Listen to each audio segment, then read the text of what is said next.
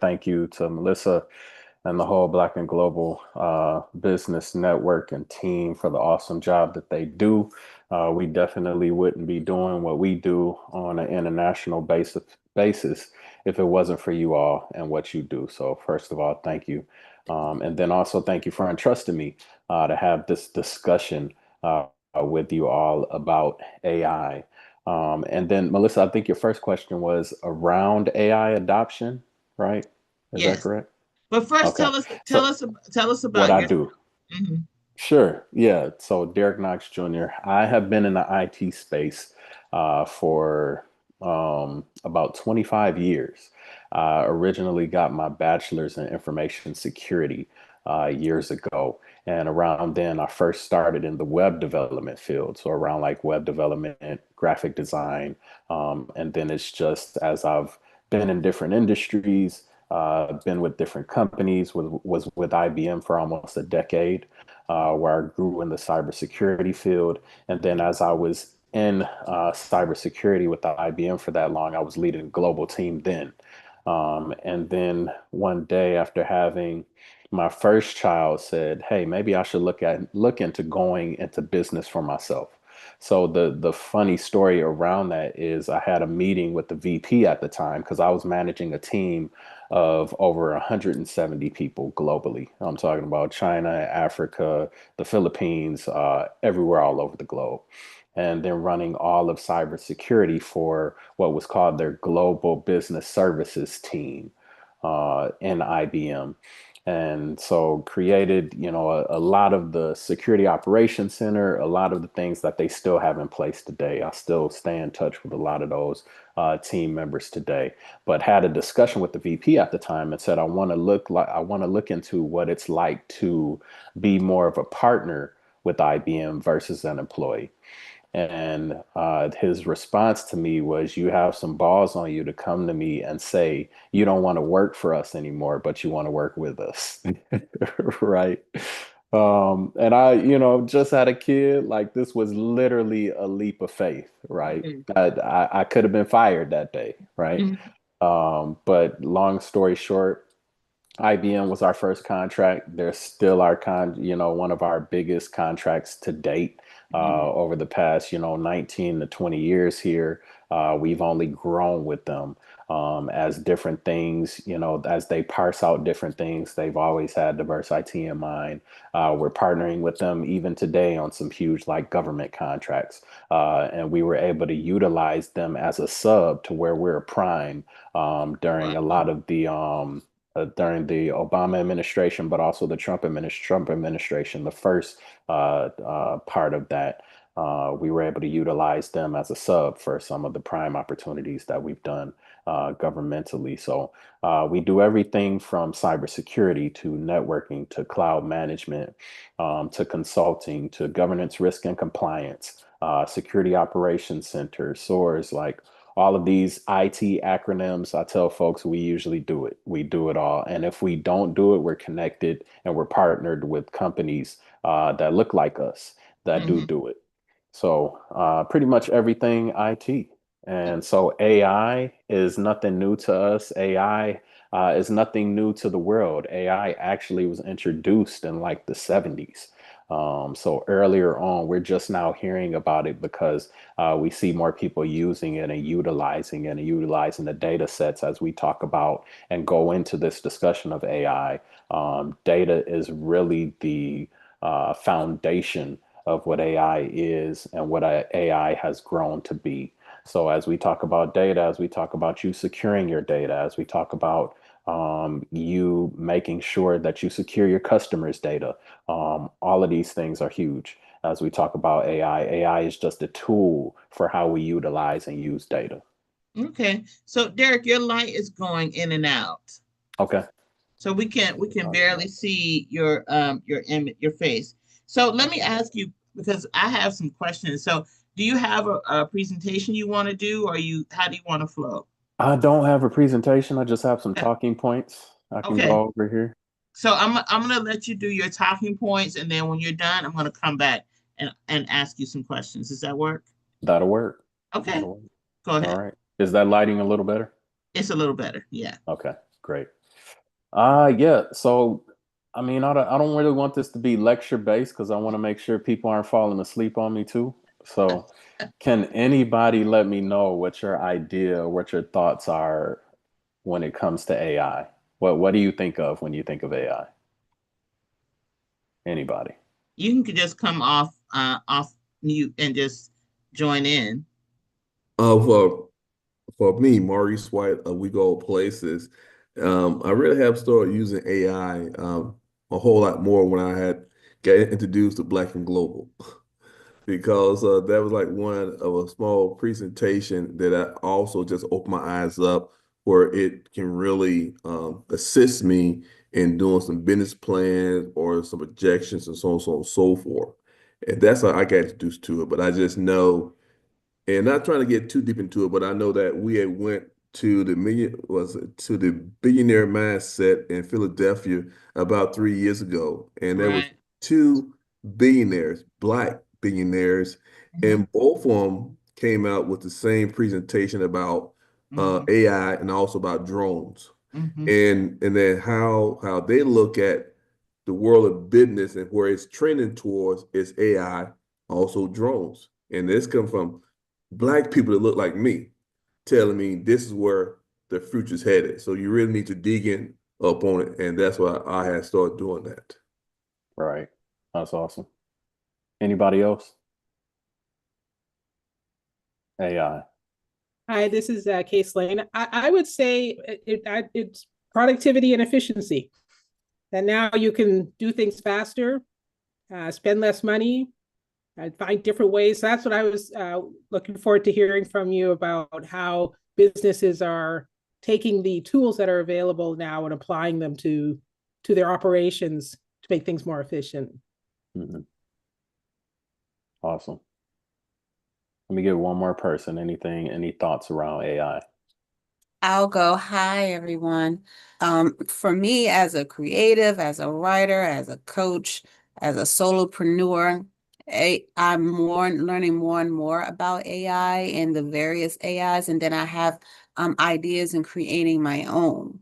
And so that's why I'm here to just see what you're going to introduce us to, Derek, and just expand my knowledge and to uh, combat some of the anxieties about it, because there Hmm. are people that I talked to about AI. I had a conversation yesterday with my brother, and he's just like everything is robotics, AI here, AI there, and not. And some people just have this misconception that the robotics industry, the technological industry is putting human people out of work, and not understanding that it's actual human people that are creating the various AIs. And so Hmm. I'm just here to learn more about it and just to increase my awareness and to share with others. Awesome. Awesome. Anybody else? Don't want to miss anybody. AI, thoughts on AI? So I can share, Derek. We use AI quite a bit. So we've actually built our own GPT, and we call her. She has a name, and her name is BG. That's what we call her, BG. And we took a Love it. training. Yeah, we took a training to learn how to train our own GPT, Hmm. and we've trained her to think like us, to be like us, to be focused on black owned businesses. So BG helps us quite a bit. We run basically everything through her. So like before, if we're writing the different government agencies and we're doing templates, it would take all these iterations. I mean, we can literally do it in a few seconds. Awesome. Awesome. Mhm. Yeah. So AI, I usually tell people, so the fear is like this Terminator idea, right? And I think it was Katrina that mentioned it before, like robotics and AI and things taking over. And people have this Terminator with Melissa was talking about fear in business earlier, right? People have this fear of the new or the unknown. Mhm. And there's this fear around AI, right? Like we have all these sci-fi movies that we've seen growing up, or that we've even seen lately, where it's like the machines are taking over. And what I tell folks is that AI is not so much in its infancy stages, but it's still in its developmental stages to where now is a really good time to learn about it, right? And it's one of those things almost like the Industrial Revolution, to where like if you don't get in on it now, you're going to get left, Mhm. right? We're at a really good place in time to where if we're working with chat, if we're working with deepfake, if we're working with a lot of these different things, a lot of these AI bots for social, for image creation, for business plans, whatever the case may be, for marketing. If we're doing that right now, getting used to it right now, then we're at a place to where we can begin to be not only innovators but real intermediates or veterans when it comes to AI and how we utilize AI. Because we're really in a place with our businesses to where if you don't utilize AI, it will replace you, right? I'm not gonna lie to you and say that, oh, hey, we need human activity and we need this and we need that, right? Like it's some things to where, you know, our human nature, we may get to a place to where we miss certain things and where we may not, you know, pick up on different things. Let's say like international exports, for instance, right? There are certain things called like HTS codes and tariffs. You have all of these different things to where previous to AI, we had to have groups of people that would manually go through and we would have to trust that their eyes would catch these numbers, right? Where now we can utilize AI to do that checks and balances when it comes to making sure that HTS codes are lining up correctly. We have correct tariff numbers, all of these different things so that we can export more efficiently, right? And then in turn, that makes our businesses more efficient, right? Mhm. As we talk about our marketing teams, we have so much data, and I mentioned this before, we have so much data accessible to us, where before we would only be able to utilize the data that we had access to, right? AI has opened up the world so much when it comes to data, because data is so important to all of our businesses. As we're talking about marketing, if you are selling coats, you want to know who's buying the most coats in your neighborhood. You want to know what country is buying the most coats, right? Mhm. And this is data that previous to some of these things, you know, the internet, AI, we just didn't have access to, right? You, whatever you're in, if it's IT, we want to know who's utilizing the laptops the most, who is utilizing cloud the most. A lot of this stuff we're able to utilize AI Mhm. to do it and to increase our network, right? And essentially, when you have AI doing some of these things and these checks and balances for you, you don't have to necessarily replace people, but you can repurpose people, right? Mhm. And that's what we did in our company, right? There were a lot of people, some different things, some folks in our financial team and our procurement team and our sales team that were running a lot of numbers that we have AI doing now, right? But we put them in training to be consultants, right? Mhm. We put them in training to be to do accounts receivables or accounts payables, whatever the case may be, right? And you can really utilize AI to do that. We had somebody that was, you can say, hey, we have somebody that used to do health checking on our systems. How can we repurpose this person within our company, right, to increase the value of our company, but also to increase how we not only utilize AI, but how we utilize people to where they don't have to be fearful of AI being a part of their job or how they interact with people or how they interact with customers, right? Does that make sense? Yeah. Yes. Mhm. So AI, just to give you some ideas of what AI is, it's a branch of computer science that focuses on creating systems or machines that can perform tasks that typically require human intelligence. So learning from data, we mentioned that before, machine learning, understanding languages, natural language processing, recognizing images and patterns, computer versions and visions, making decisions and predictions, everything from fraud detection to recommending different engines, different applications, whatever the case may be. And at its core, AI uses algorithms and large data sets to find patterns and to make predictions and then improve performance over time. So Melissa mentioned them having their own chatbot. We have our own AI chatbot. We have our own AI machine learning tool. And we do this because we utilize a specific or unique type of data that we have coming in. So when we have customers filling out, customer surveys, all of that goes into a file system, right? AI utilizes that customer data to say, hey, somebody didn't get an email within 24 hours. We want to make sure that we're bumping that time up to 20 hours to make sure that we get it before the 24 hours, right? So those are just different examples of where we utilize AI and machine learning. And then the question that I had presented to me was, is there a gender gap in AI adoption? What do you all think before I go into that? Is AI gender bias? I think yes. Okay. Okay. Anybody else? I'm not sure. I'm Yeah. not sure. Yeah. Okay. So to give you some numbers, in 2023, IBM Institute for Business Value report found that only 23% of women in leadership roles report actively using AI in their departments versus 39% of men.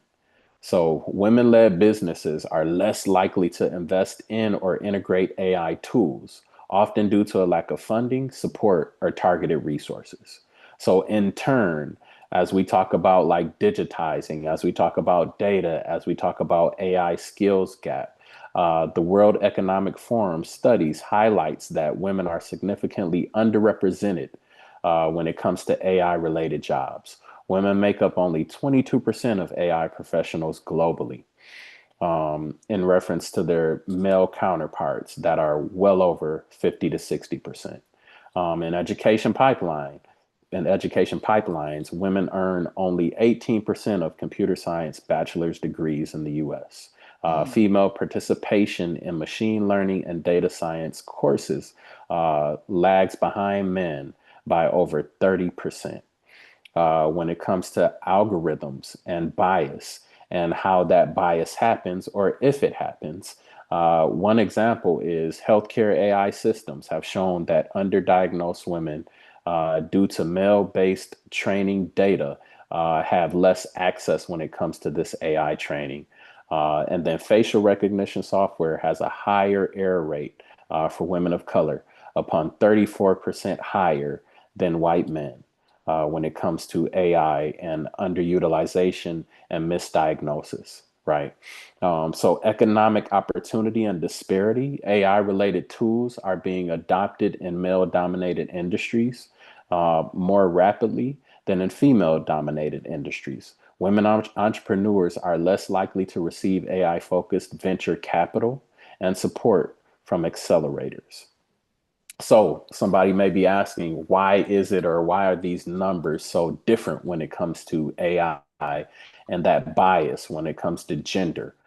Because as we think about AI, when I talked about what AI is, when I gave the definition of AI, we think about machine and tooling and software. So how can software be biased? Anybody have any ideas on that? How can AI, only being a machine, only being software, only doing machine learning, how can it be biased? Well, all the underlying data is what exists in the world today. So the people who are coding it are are doing that coding based on their own biases. Who's that, Case? That's Kate. You're looking at my notes, Case. Get out my notes. But you're 100% right. It's the data, right? We talked about this before. Like data is king. or data is queen, right? Data really drives how these systems, how AI interacts with people. And if the majority of data that is being utilized by AI is data that is male dominant, is data that is only being input by males, then AI in turn will have those same types of biases, right? It's like as we talk about like science and different things like that, that has happened not only here in America, but in other places that have had huge racial biases. They have come from scientists that have just really given opinions from the knowledge that they've had, right? Does that make sense?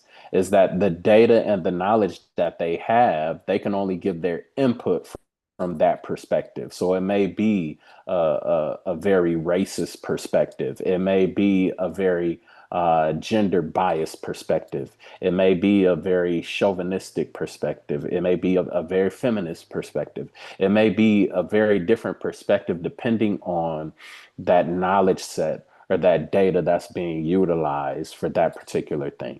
Right? We've seen how science has changed over time because science can only be as knowledgeable as the data, as the input, as the facts that it has accessible to it. And right now, that's worldwide, right? Mhm. AI is no different.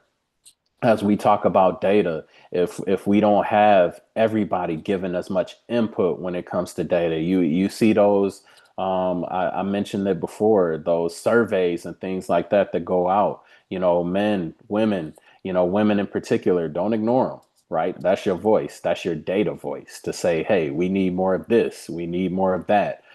This needs to be accounted for. This needs to be thought about when it comes to not only my data presence, but how data is utilized when it comes to other people utilizing it for marketing purposes, for health purposes, for healthcare purposes, for job placement purposes. That's really how you get your data footprint out there and really change the dynamics of how AI is utilized, but also the biases that currently exist when it comes to AI today. And Derek, can I just add, so I met the creator of Black GPT, Mm-hmm. and it's a sister. She's a sister, and she's created a Black GPT. I'm gonna drop it in the chat, and it's free, just like the regular GPT. But she said I was at a presentation that she did, and what she was saying is exactly what you're saying, like the level of bias, particularly we need to put in more data so that we can train. But if Mm-hmm. the regular GPT, it's more of other cultures putting into the GPT. And so Mm-hmm. the answers that we get, that our children get, will not have our culture. But Right. with the Black GPT that she has developed, then it's around our culture. And then the other thing around AI that really struck me was we were in a meeting with a group on AI and ethics, Mm-hmm. and they were talking about how for the auto-driven vehicles, the Mm-hmm. AI is not able to recognize dark skin because the Right. only skin that was put in was white skin. So I was like, you mean if I cross the street and one of those autonomous vehicles is driving, and they were like, it's gonna hit you. It's gonna because Right. it can't recognize you. So it was in those conversations that really helped me to understand, yeah, instead of being afraid of this, this is something that we need to get in front of. Absolutely, absolutely. And there's no excuse because as we talk about not only women, but Black women in particular, they are the most educated when it comes to the US today. And those are just real statistics, right? Mm-hmm. There are more Black women graduating from secondary education, universities, and colleges today than there are Black men, than there are even, their white counterparts when it comes to white females, right? Mm-hmm. So there's no reason why when it comes to data, when it comes to AI, that there shouldn't be more input in relation to it. But the reason we see that is because we have these different gaps when it comes to how AI is presented, right? And it's very strategic, right? And how the media portrays it, how movies portray it. It's this fear mongering. Don't you need to be scared of machines. You need to be scared of systems. You need to be scared of this. You need to be scared of that. But at the end of the day, like if you don't get your data out there, if you don't have your input out there, you'll get lost when it comes to how you influence not only how that data set calculates when it comes to this machine learning and learning patterns to give an output of AI, but also you'll get lost when it comes to how others are utilizing it in ways that don't reflect you, right? So the gender gap in AI adoption is real, consequential, but not inevitable. Inclusion is not just a moral imperative; it is a strategic one. As AI becomes more powerful, ensuring gender equity is in its adoption and design will shape not just the technology, but the future of work, innovation, and the society as we know it today. So AI models, just to kind of give an overview, they don't choose to be biased, but they learn from the data. They learn from the data that reflects human decisions, right? Patterns and also inequities. So AI can unintentionally absorb and amplify existing societal biases, racisms, whatever the case may be, including gender, right? So bias training data, AI systems learn from historical data. If past hiring decisions favor men, AI may learn to rank male candidates higher as a result of it, right? Amazon scraped an AI resume screening tool, utilizing an AI resume screening tool because it downgraded resumes that included the word women or women's clubs or things like that. It learned this from 10 years of male dominated hiring data. You understand what I'm saying there? And that, like, if companies don't have these inequities in mind, then they'll continue to utilize systems without even trying to fix the deficiencies within those systems. And then that just gives them another excuse of why they're being biased or why they're being racist or whatever the case may be. Does that make sense? It does. Hmm. Awesome.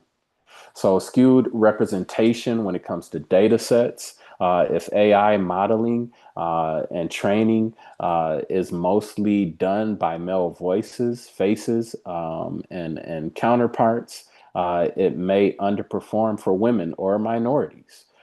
Voice assistants often struggle to understand higher pitched voices or different voices or different algorithms when it comes to how we speak or different languages we use because it's just not familiar with it. We need to be more pointed when it comes to how we utilize that data, but how we put out that data as well.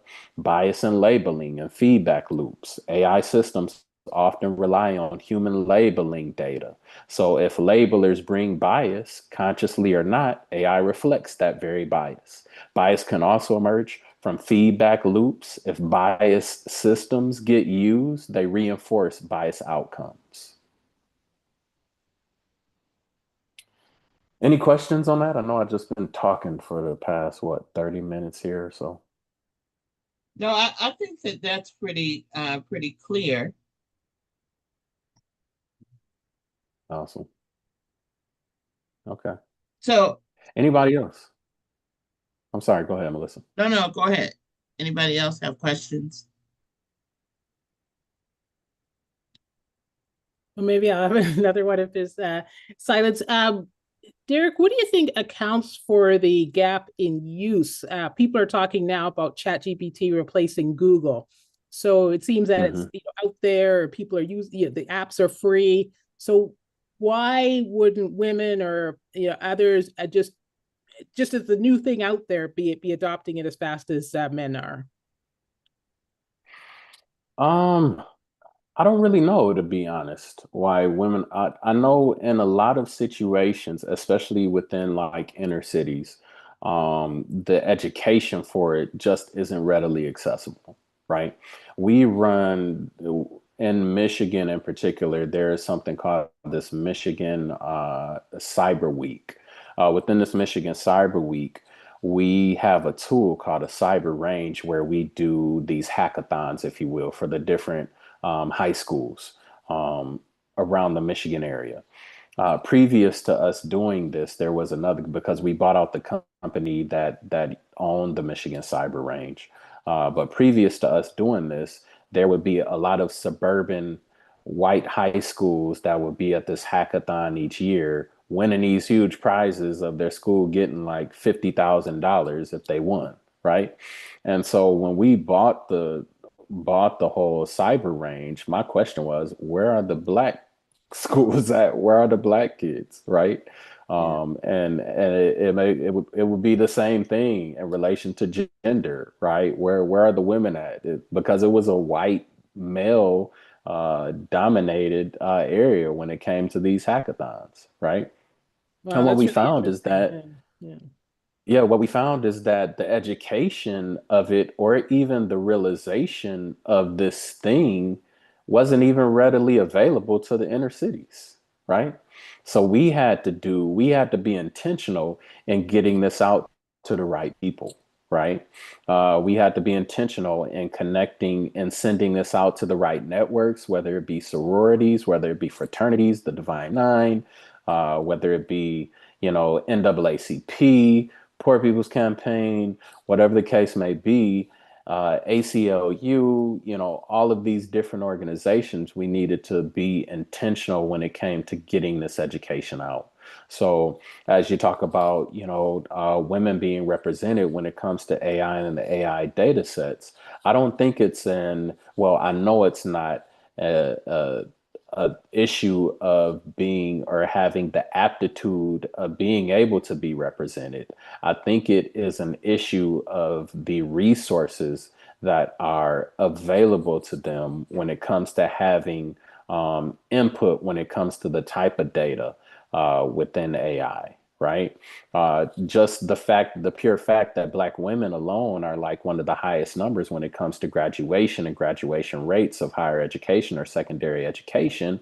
Why aren't we or the people that have more influence when it comes to data sets, when it comes to AI, tapping into that demographic and saying, hey, there are some surveys we need you to fill out so you can have more input when it comes to the data that's utilized by AI, right? We need to be intentional when it comes to that. And unfortunately, we live in different cultures and societies to where there is a majority that influences different things, just like we talked about science. Like in science, they said that Black people couldn't learn as well as whites could, right?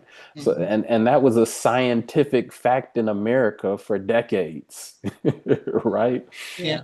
Well, let me rephrase that. That was a scientific fiction in America for decades that they tried to push as facts for so long, right?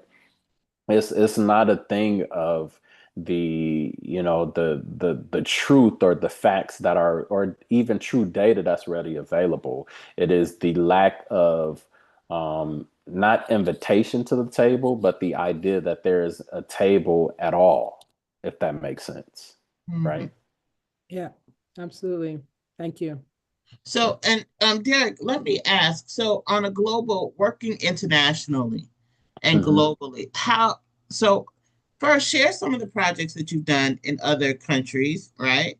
Hmm. Just to give folks an idea of the types of projects that you've done in other countries, and how do you see this gap uh, impacting the gap from us as Black people Hmm. not participating in this process, and the gap from us from women not Hmm. participating in the process? How do you see that impacting us globally? It definitely impacts us globally because and we're seeing it a lot in this cultural climate and political climate that we're in today. It's a lot of fear mongering, right? A lot of, oh, don't do this, or don't give your data out, or don't share this or don't share that. And just to be honest with you, we try to protect a lot of stuff. And when I say we, I mean like us, like our people, our culture. We try to protect a lot of stuff, not knowing that they already have it anyway. Mhm. Right? Like, but we need to be conscious of how, if they already have it, how it's going to be used. Mhm. Right? And that's the main thing. So just to go back to your first question, Melissa, we do things in Africa, in Asia, in Europe today, and the types of projects that we've done is from everything from the hospitality industry to doing fiber to setting up networks to GCR in Ghana, which is governance, risk, and compliance, really helping them and their government when it comes to um, the different data compliances that they hold people to, or the different standards that they have when it comes to their government. They were adopting like these GDPR concepts when it comes to, when I say GDPR, Europe has these GDPR standards, which is how people in Europe and how people around the world needs to handle their data, right? Mhm. They Mhm. were real trailblazers when it comes to that. We didn't even have any like GDPR set when it comes to how the rest of the world and how even people here locally should handle data, right? GDPR essentially says if you're working with anybody from Europe, you cannot take that data outside of Europe, right? Mhm. Mhm. So Ghana was beginning to, adopt a lot of those practices, right? What we were able to do in working with Ghana when it comes to their governance, risk, and compliance was say, hey, you can even go a step further and say the different countries or continents that do business with you have to respect your data to a point to where anything that they're doing in reference to Ghana is your IP, right? Is your intellectual property, is your digital property, right? So those are some different things that we were working with them when it comes to governance, risk, and compliance. In Asia and Thailand in particular, they created a whole what they called like data farms and data environments or not virtual environments, but these data environments or data neighborhoods is what they called it, where they would have these different areas throughout Thailand where wireless was ready and available and accessible, and where they did these educations when it comes to that. And it wasn't these educations to where they're knocking from door to door, but they would literally have these like QR codes on different posts or links that people could go to and be educated when it comes to how to connect to that, what they have access to when they connect to it, so on and so forth. We work with Nigeria when it comes to some of the mobile banking groups that they have there, and making sure that the encryption was secured, and making sure that their data was protected, that other countries, that other continents couldn't steal their data. Because when it comes to data and how we utilize data, to be honest, Nigeria is the biggest when it comes to really data sets and the type of data that can be used and utilized. Because as we talk about Africa, which is one of the biggest continents, on the mother continent, as I call it, the majority of people that reside in Africa reside in Nigeria, right? But Mhm. then you have the economic power where a quarter of that comes out of South Africa, right? How is that possible? In that you have the economics that are in South Africa, but you have the people that are in West Africa, right? Mhm. But as we utilize data, and as different companies like ours that have, the continent, that have the motherland in mind, we can say and empower them when it comes to this governance, risk, and compliance and these data sets to say, hey, own your own data, because South Africa is going to have to come to you when it comes to data. And at the end of the day, like, data is king and queen, right? You need to do anything when it comes to finances, when it comes to whatever, like, they need your data, right? That everybody within Africa and even outside of Africa is seeing how Nigerians access this mobile banking to see what they can do more of, how they can do it differently. Taiwan is even the same. Like, all hackers or all people know, all, you know, data people know, or cybersecurity people know, if you can do anything within Taiwan, you can pretty much do it anywhere in Asia, right? Because they have a data set there of people and of different systems that is so unique and so different, but also so diverse. And that if you can do it there, you can do it anywhere else in Asia, right? Mhm. So as we think about data, as we talk about data, as we talk about AI and all of these different pieces, you know, Diverse IT really tries to lead the charge, but also be lead the charge when it comes to security globally and world cybersecurity globally and worldwide, because we know that as we have not only a foothold when it comes to protecting that data, we're also watching how we can utilize those data sets to make sure that more people and more people that look like me or us are represented when it comes to AI and other machine learning tools.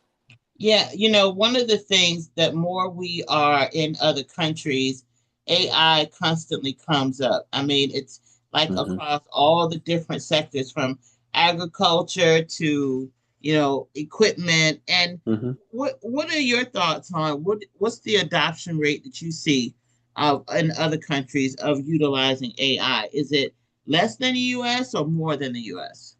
It is more than the U.S. It's a, you know, just to hit on Africa again. Well, Africa, Europe, Russia, Asia. All of these people are utilizing AI. In Africa, we set up a group as we talk about more things that we're doing in South Africa. We work with the Architectural Development Group there in South Africa, and we utilized AI to do weather learning, right? So it does weather predictions. And so even as they have like, you know, your weather groups and things like that that are there that give predictions, AI goes even further, right? So it's looking even outside of AI across outside of Africa, across the Pacific, right, to get weather patterns to be more accurate when it comes to weather data, right? So farmers know what to do when it comes to different crops and when to grow them and exactly when to plant, exactly when to uproot, you know, the even down to the space of where they do it and how we utilize water, whether it's just regular spring water or, you know, you have a little bit of salt water, whatever the case may be, or soil. AI does a lot of those like agricultural predictions, and we were a part of that group specifically for South Africa that implemented that. So we're seeing it worldwide in Africa and Europe and Russia and especially in China, where they're utilizing AI a lot more than we are here in the States.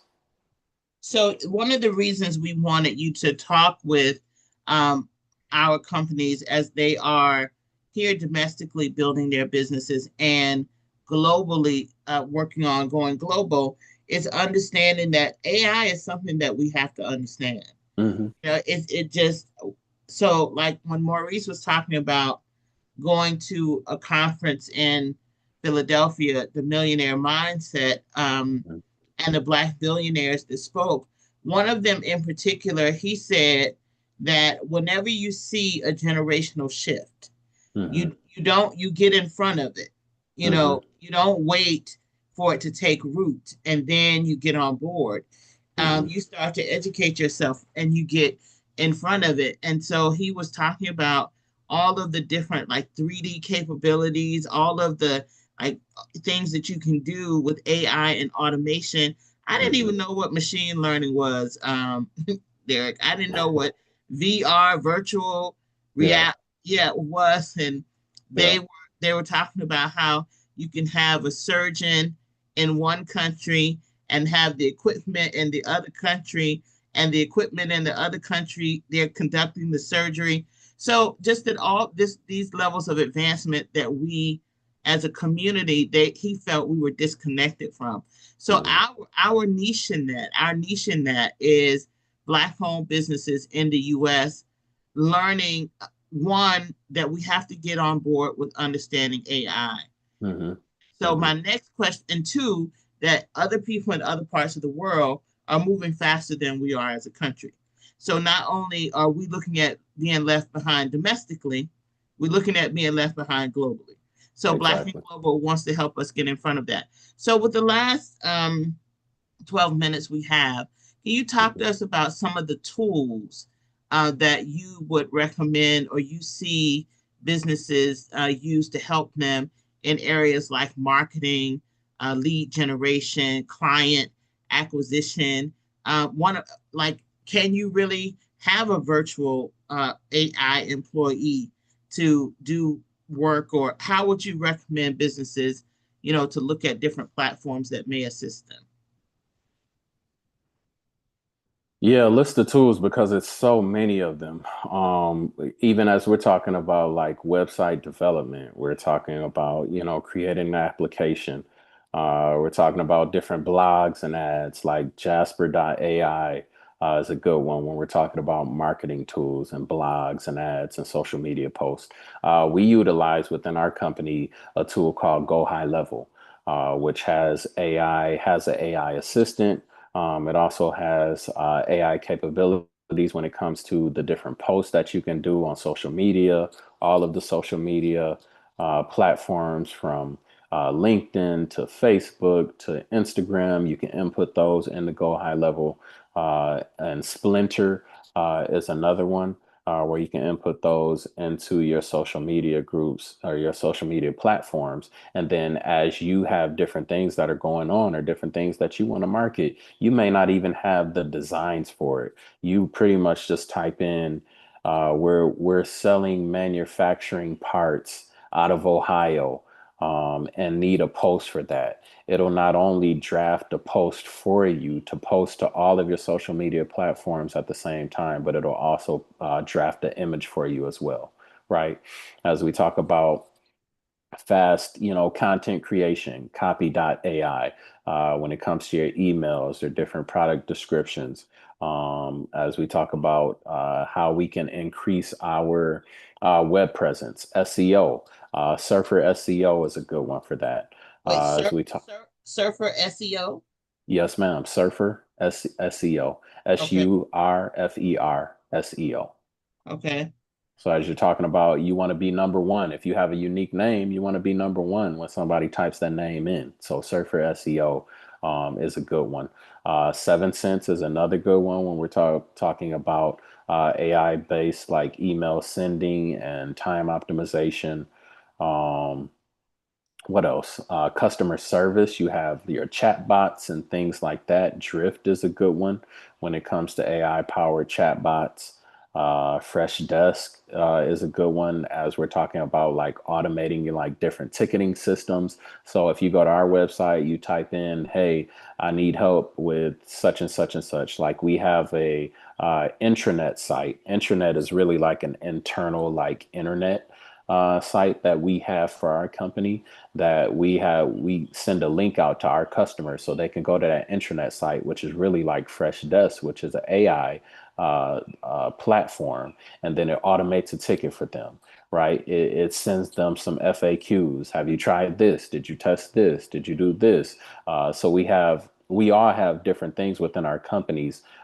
There's different like scripts, if you will, within our companies, regardless of whatever industry you're in. You just need to teach AI to do that. And there are platforms like a Freshdesk AI where you can do that. It gives agent suggestions, right? So you may say if somebody says they want A, then we need to give them D. Instead of having somebody there that has to send an email and say it's D every time, you teach AI to do that.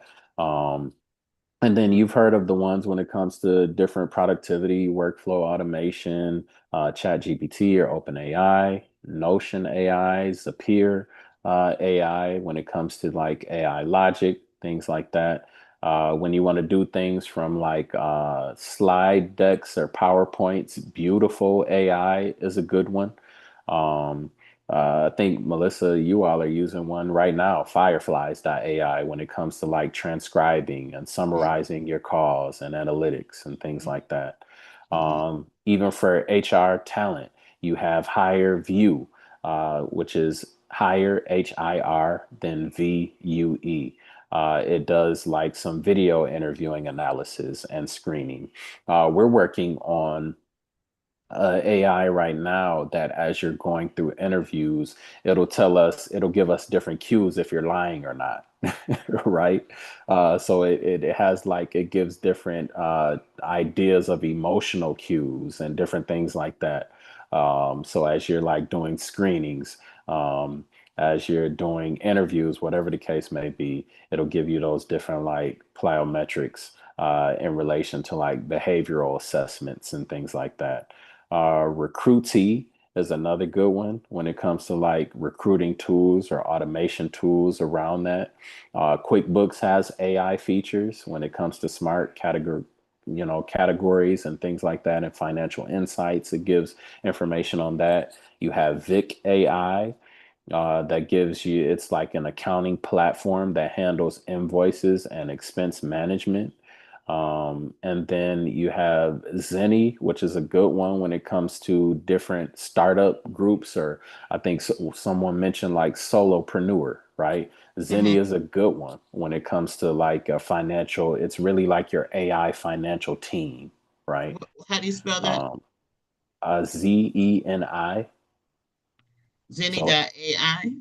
no, it's just Zenny. You type in Zenny, it'll pop up, and it's an AI financial team platform for startups and small businesses. So Derek, that takes me to my next question. So let's say you're a solopreneur, because Hmm. these are a lot of great resources, and thank you for that. But you're running the business, you don't have a lot of people, you don't have a lot Hmm. of time. Um, where if you had to start out as a new business that is anywhere from 0 to 3 years old, Hmm. and you're in that, where would you start, like, to really give me some relief? I would And start with like a all-in-one type of platform, like a Go High Level or Splinter. Um, Both of those are pretty good because they have a lot of sets in there that can grow with you as you grow, right? So if Mhm. you only need it for like, let's say you're adding people, or you just need like a virtual like AI secretary, that type of platform would be a good one because it already has those in there, and then you pay as you go, right? So if you need more virtual telephone numbers, it'll dispense those for you. If you need to respond to emails, if you need to send out texts, as you see a lot of these, like I'm sure all of us, we get these spam texts every day, Mhm. especially when it comes to like elections. They go overboard when it comes to those. They're utilizing things like a Go High Level, like a Splinter, that get a certain set of numbers for a specific area, or for a specific industry, and then just start sending out those text blasts, right? Like, check us out here, click this link, call such and such if you have any IT needs, if you have any manufacturing needs, whatever the case may be. It's really like these like all-in-one tools that, go as you grow. Okay. So this has been a lot of great information. So are there any other questions or thoughts or comments that anybody else has for Derek? I No. like to say is that it's like over the top. I mean, it's a lot of great information, and definitely for anyone that really want to grow, AI has to be a part of your platform now. I mean, you just got to accept it and just learn how to use it. And Derek, I just can't thank you enough, and also Black and Global for just putting you on this spotlight, because this is a lot of great information. Thank you. Sure thing. Sure thing. Yeah, Zoho is another good one that I forgot to mention. Zoho One, that's another like all-in-one. So Zoho, Go High Level, we operate a lot of our like help desk systems for like our smaller clients out of those tools. We utilize specifically like a Go High Level, but we've also utilized Zoho, which is Zoho One, and that's like an all-in-one tool as well. So as you have, I'll mention it again, solopreneurs, if you get a big contract, you're going after, one of those big contracts and you win it, and there's a certain level of help desk that's needed, you can utilize those types of platforms at a really good budget. And then, you'll still have that look and feel like an enterprise type of help desk or contact center solution. Yeah, we use Zoho One. Yeah. Yeah, Yep. we use Zoho for literally everything. And Hmm. it's our CRM, it's Yep. our chatbot, it's our bookkeeping, Hmm. literally everything we do through File Zoho. systems, everything. Yeah, communication, the Slack, like our communication, like Slack, all Hmm. of it. And I love Zoho. I didn't at first. Let me tell you right now, I did not. It takes me a minute, Derek, but Yeah. it takes Yeah. me a minute. But because it was a learning curve, and that's what I'll Hmm. tell everybody. You just have to be patient with the learning curve. But I can tell you now, being into it, like literally, I can ask my team anything from anywhere in the world, and I'm just talking into the phone, which Hmm. makes life a lot easier. Absolutely. So Derek, we got 1 minute left, and you are in our momentum cohort currently, right? Absolutely. And can Yes. you share so for anyone who doesn't know, Black and Global helps specific companies to go after. Now we pre-vet contracts. And so we will pre-vet a contract, and then we'll look for Black-owned businesses that can deliver on that contract. And so Derek is in our cohort currently. So you want to share your experience and how it's going for you? Yes, I'll get to the meat of it because I know everybody's thinking like, all right, show me the money. Right, right. Where's the money at? Let's talk numbers. So I'll be the first to say, and we're transparent. Black and Global has put us in a position to work on the biggest deal we ever had before. We're looking at almost $1 billion deal that we're working on with the country in particular around data center, waste management, the whole nine. And when we talk about waste management, how we utilize waste as a fuel for energy, right? Because we do things like waste management, like waste energy data centers, geothermal data centers. And as we were talking about this, Melissa and team just set up some calls saying, hey, we have a company that does some pretty innovative like data center pieces. That one conversation matriculated into $1 billion opportunity, right? So Wait, what Black and Global say that number again, Derek. I love that. Say it again. it matriculated into $1 billion opportunity, right? Yeah. And we're not talking about, just a one-off. Like this is an opportunity that, when we get started in this $1 billion opportunity, it's going to be ongoing, right? Hmm. We're going to be working with the people there locally. We're going to be involved, from start to finish, whatever the case may be. But not only that, Black and Global really put us in a position to really refine what we already had, right? And when I say that, a lot of times, um, you may have heard the saying from, your elders or whatever the case may be, is that it's all in the house. Like with Black and Global, I found that really to be true. Like it's all in the house, and they also help you to reveal the things that you already have there, so it can be utilized in a way that it can matriculate into revenue, that it can give you another facet to your business, right? Like I've seen Melissa work with other groups to where she's like, "Hey, have you thought about this?" And that's a whole nother business for that group, right? But they're really pointed, they're really intentional and relational when it comes to working with your businesses, and we're one. That will sing it from the mountaintops, like the things that we've learned at Black and Global in an MBA program and business administration program. We didn't get 2% of it. Right. So we've learned some things from a refining standpoint, and not only from a refining standpoint, but from a, hey, let's set up a meeting and connect you with this person tomorrow, right? It's not like, oh, next week we'll get with you and we'll send you out something and then you never hear back, and all you have is some information that you could have gathered on your own. But they literally walk with you, they hold your hand and say, hey, this is the person you need to speak to, down to the stuff that we're doing. And like we're looking at transitioning to a whole nother state for our corporate offices. Black and Global gave us the names of everybody that we need to speak to within that state.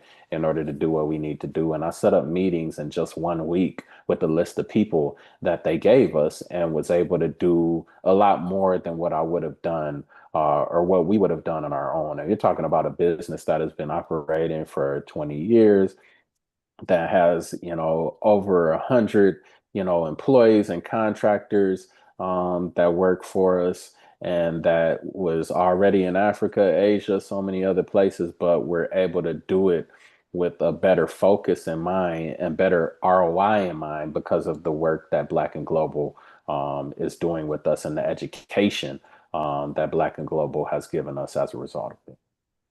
And then the financing piece, Derek, that's the part that I really like a lot. Like, because one of the projects was, oh, we're going to look at working with a Korean company, but Black and Global, do you have a company that can deliver on this contract? And so Exactly. This is what we talk about, where contract opportunities come to us, and we have to have our businesses that are in a position to do that. And so now, like, looking at getting the financing in place and packaging for the financing, and putting you in front of the opportunity to have a line of credit so you can have the money you need in order to do these deals. These are the things that we love to do to support our businesses. So we're very proud of you, Derek, as you can see, and we're so happy that we can support and serve you and help your business continue to grow. And the $1 billion deal, literally, this will be the biggest project. But this year we have so many projects. We have so many projects that we're working on, but it's taken us 4 years to get to this point, So congratulations and kudos on that deal. And we're definitely going to handhold you all the way to finish the project. All right. So it's 8:35. Any other questions anybody else might have? So if any of you, so thank you, Derek. You did a fantastic job. Absolutely. Oh, thank you.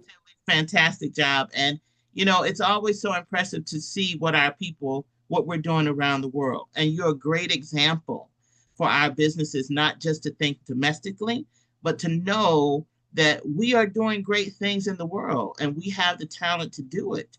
And you show people, broaden their minds that, look, don't just sit here in this country and where you tolerate it. There's an entire world out there looking to do business with you. So exactly. So with that, as I always love to say, well, first, let me say, any of you who might be interested in working with Black and Global, you can email us at forus@blackandglobalbusinessnetwork.com. The team will put it in the chat. That's forus@blackandglobalbusinessnetwork.com. And as we always close out, and I love to say, I am your sister and servant, Melissa Muhammad. We are the Black and Global Business Network, globalizing our connections, keeping us in the Black, and we'll see you around the globe. Thank you, and good night, everybody. Thank you. Good night, all. Thank Thanks, you. that was great. Okay, good night. Bye. Thank you. Bye.